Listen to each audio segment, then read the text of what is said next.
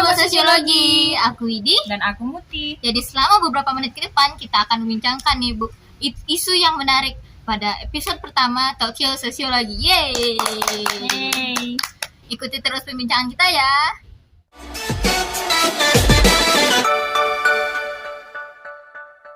Nah sobat, kalau mendengar kata keluarga nih, apa sih yang terbayang nih dalam benak kita? Pasti kayak tempat kita bercerita, tempat kita untuk berkeluh kesah, tempat yang membuat kita nyaman, yang penuh kasih sayang dan juga perhatian yang membuat kita menjadi merasa terlindungi dalam sebuah keluarga. Nah kalau untuk Muti sendiri, apa sih yang terbayang atau yang terpikirkan nih jika mendengar kata keluarga? Oke, jadi ya Kak Widi, menurut Muti sendiri nih, keluarga itu bagi Muti itu adalah penyemangat dalam hidup Muti. Kenapa Muti bilang kayak gitu? Karena yang seperti udah Kak Widi jelaskan tadi, bahwasannya keluarga itu adalah tempat ternyaman untuk kita mengadu. Jadi menurut Muti pribadi, keluarga itu adalah sebuah penyemangat yang dimana nantinya Muti mungkin bisa bertukar cerita atau menyampaikan keluh kesah Muti. Apalagi nih kan kita anak kuliahan, pasti kayak banyak nih pikiran-pikiran yang kayak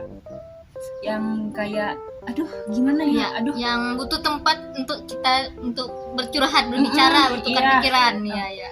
Karena kalau misalnya tanpa keluarga, sama siapa lagi kita curhat sama keluarga kan? Ya soalnya kan tempat curhat yang paling terpercaya juga itu keluarga ya. Iya.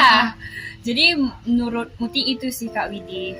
Nah gitu, pasti teman-teman juga semuanya, termasuk aku juga mikirnya kayak gitu ya. Nah tapi nih namanya juga dalam kehidupan nih ya, pasti tidak berjalan dengan mulus-mulus aja nih ya. Iya pasti dong. Nah jadi ada penyimpangan yang terjadi nih dalam keluarga. Jadi bisa dibayangkan ya, dalam keluarga tuh tempatnya kita yang harusnya mendapatkan perlindungan, mendapatkan kasih sayang, tapi justru ada penyimpangan yang buat kita jadi was-was nih. Jadi di mana keluarga itu merupakan rumah kita, jadi kita merasa nggak aman di rumah kita sendiri itu. Nah jadi penyimpangan yang akan kita bahas ini ya teman-teman dan juga Muti semuanya. Jadi kita mau bahas tentang penyimpangan yang ada dalam keluarga itu, tentang antara hubungan anggota keluarga dengan anggota keluarga lain yang masih sekandung, yang masih sedarah ibaratnya. Nah itu tuh hubungan ini bukan hubungan biasa, tapi ada hubungan seksualnya nih. Hubungan yang kayak gitu tuh hubungan yang terlarang ini di dalam keluarga. Nah, sangat terlarang nggak sih Kak? Iya, nah itu disebut dengan incest. Apa Kak? Incest. Incest ya, incest. Tulisannya incest, dibacanya incest. Oke. Ada juga suatu kasus yang berkaitan dengan yang kakak jelasin itu.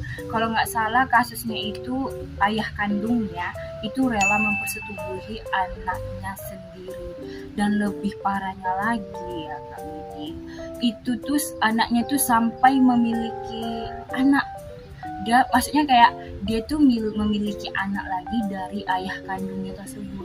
Nah kalau nggak salah kejadian itu terjadi di Kulon Progo pada tahun 2020. Kasian banget kan Kak Widi, kayak Muti pikir kayak ada ya seorang ayah gitu tega mempersetubuhi atau memperkosa anaknya sendiri sampai memiliki anak lagi gitu. Kayak Muti nggak habis pikir, kayak speechless gitu. Jadi udah sampai punya anak loh gitu dari ayahnya sendiri, berarti banyak itu anak manggil kakek sama ayah sama ibu kandung sama ayahnya, ayah dari ibu kandungnya sendiri ya kan, kayak parah sih. Yang nggak Muti habis pikirkan itu kayak dia kayak manggil papa dari papa mamanya sendiri. Gimana gitu ya, kayak aneh aja nggak sih gitu. Nah gitu, jadi ini fenomena yang sangat menarik ya untuk kita bincangkan. Nah jadi apa sih sebenarnya incest itu sendiri nih ya teman-teman dan juga Muti semuanya. Menurut Jurnal Warta Universitas Dharma Wangsa edisi 52 tahun 2017, incest adalah perbuatan yang tidak bermoral di mana seorang ayah terhadap putri kandungnya sendiri mencerminkan kelainan pada aktivitas seksual. Nah, si pelaku yang dikenal dengan istilah incest yaitu hubungan seksual antara ayah dan anak, ibu dengan anak kandungnya sendiri, kakak dan adiknya. Nah, incest ini dapat diartikan sebagai hubungan seks sedarah atau yang tidak boleh dinikahi. Oh, jadi itu ya Kak Widi. Iya, jadi incest itu ya yang menurut Yunan tadi yang seperti yang sudah dipaparkan, yaitu intinya nih ya, aku sampaikan lagi kalau incest itu hubungan antara ayah dengan anak kandungnya, bisa juga ibu dengan anak kandungnya, dan juga kakak dengan adiknya sendiri. Pokoknya yang memiliki hubungan sedarah yang tidak bisa dinikahi itu ya. Nah, aku nih ya juga pernah dapat nih referensi kalau nggak salah dari Indonesia Journal of Criminal Law and Criminology, itu kalau nggak salah di tahun 2020. Di situ tuh dia juga ada ngejelasin ternyata incest ini juga dibedakan berdasarkan penyebab-penyebabnya loh. Berarti ada bermacam ragam ya penyebab-penyebab dari incest ini ya. Waduh, biar makin ingat nih ya teman-teman semuanya dan juga aku kita semuanya. Apa sih 5 tadi tuh, coba sebutin aja. Oke, jadi ini ya untuk kita semuanya biar semakin paham nih, yang semakin tahu apa aja penyebab terjadinya incest itu. Yang pertama, incest itu terjadi antara sengaja dan tidak sengaja. Yang pertama tuh. Okay. Yang kedua tuh, incest terjadi akibat adanya psikopatologi berat. Oke. Yang ketiga, incest itu terjadi akibat adanya pedofilia. Tuh, pedofilia tuh, Nek. Nah, yang keempat nih, incest itu terjadi akibat adanya contoh buruk dari ayahnya. Nah, yang kelima nih apa nih? Nih, yang kelima yang terakhir, incest itu terjadi akibat tidak keharmonisan. Nah, sobat, jadi kira-kira gitu tuh perbincangan kita tentang incest pada episode kali ini. Untuk lebih jelasnya lagi nih, dan untuk lebih pahamnya lagi, bagaimana sih incest itu dari sudut pandangnya sosiologi? Nah, mari kita tanyakan pada dosen sosiologi kita. Check it out. Perilaku incest itu kan adalah perilaku yang bukan hanya menyimpang dari segi aturan, dari segi norma, tapi itu sebenarnya adalah perilaku yang melabrak kaedah-kaedah kemanusiaan. Nah, misalnya dengan ibunya misalnya, atau ibu seperti sangkuriang ya, incest. Nah, yang tidak normal, ini perilaku yang yang di luar fitrah, di luar kehidupan normal. Nah, itu kenapa? Sebenarnya dari perspektif itu juga berasal dari keluarga. Di keluarga yang memang disharmoni, keluarga yang tapi itu kalau kita pelajari filmnya Sangkuriang itu kan dia tidak diasuh oleh keluarga yang utuh. Bapaknya nggak tahu, ternyata bapaknya jadi anjing kan gitu ya. Jadi kita bisa pahami munculnya fenomena incest itu berangkat dari keluarga yang tidak utuh.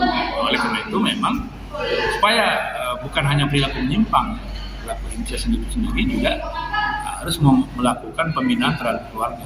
Jadi keluarga ini menjadi ujung tombak untuk membangun generasi. Sehingga apa? Sehingga generasi tidak hanya generasi yang menyimpang ya perilakunya, tapi kalau keluarga ini tidak terbina dengan baik, keluarga ini tidak diciptakan dengan baik, itu bisa jadi perilaku incest seperti Sodom, ya, seperti orang tua menjinahi anaknya. Dan sekarang banyak itu tidak bisa terjadi. Kenapa? Karena perilaku seperti itu memang tidak jauh-jauh dari keluarga. Tidak jauh-jauh dari keluarga. Oleh karena itu keluarga memang harus menjadi utama. Kita dari pendekatan psikologi, apapun yang dilakukan ke depan, membangun masyarakat, membangun bangsa, itu harus dimulai dari bangun keluarga. Bangun keluarga dari mana? Dari wanita. Makanya dalam agama Islam, rusak negara itu kan rusak wanita. Kalau ingin bagus negara, bangunlah wanitanya. Oleh karena itu memang perlu tidak hanya membangun keluarga, tapi membangun wanitanya. Makanya walaupun dalam beberapa Islam, neraka itu juga isinya wanita. Kenapa? Karena memang banyak keluarga-keluarga yang tidak berhasil membangun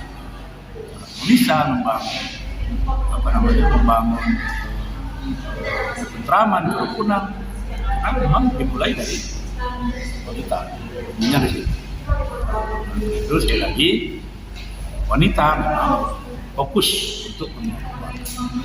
Bagaimanapun masuknya seorang wanita ke dalam surga itu tergantung pada tapi suaminya masuk neraka tidak bukan oleh wanitanya. Olehnya itu makanya wanitanya harus dulu.